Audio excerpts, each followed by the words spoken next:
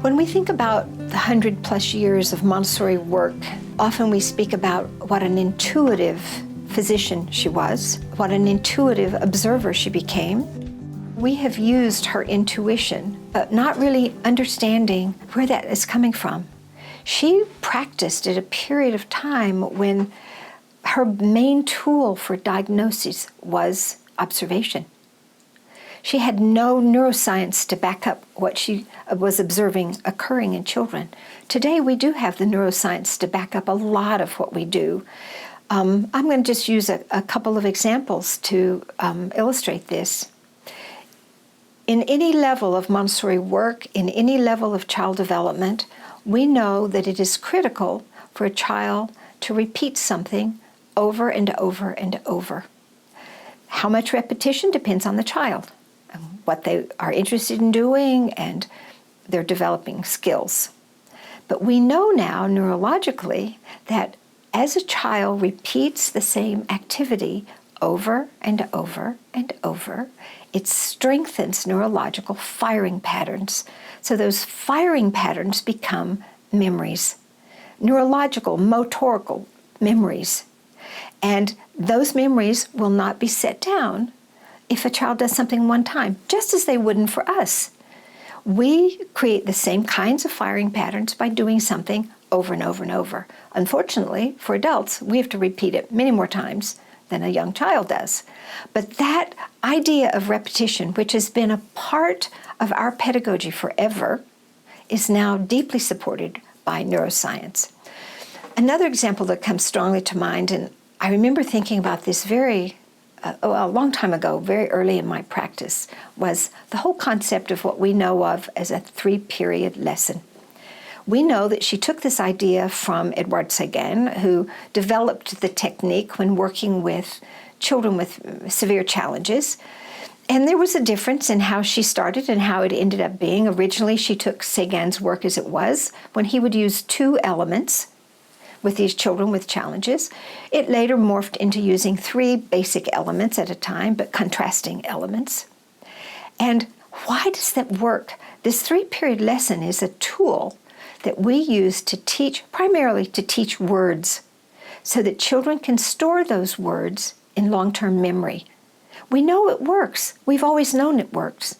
But how does it work? And now neurologically, we know how it works. And there are 2 aspects, to me anyway, that neurologically point to why it works.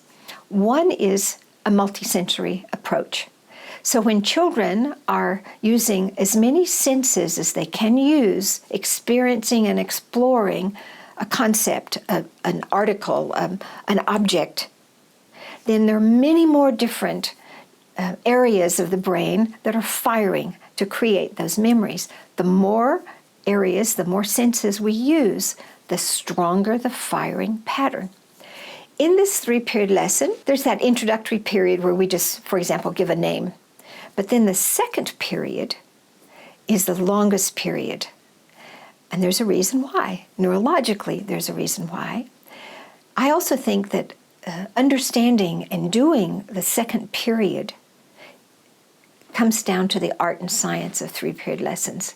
If you cannot do an effective second period, or if you rush it, or if you don't give each child enough experience with the objects, it doesn't work, right?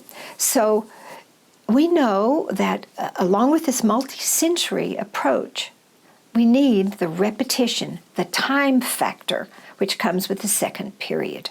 And in this second period, the adult is giving the word. The child is making the corresponding attachment to the word, the object to the word, or the picture to the word.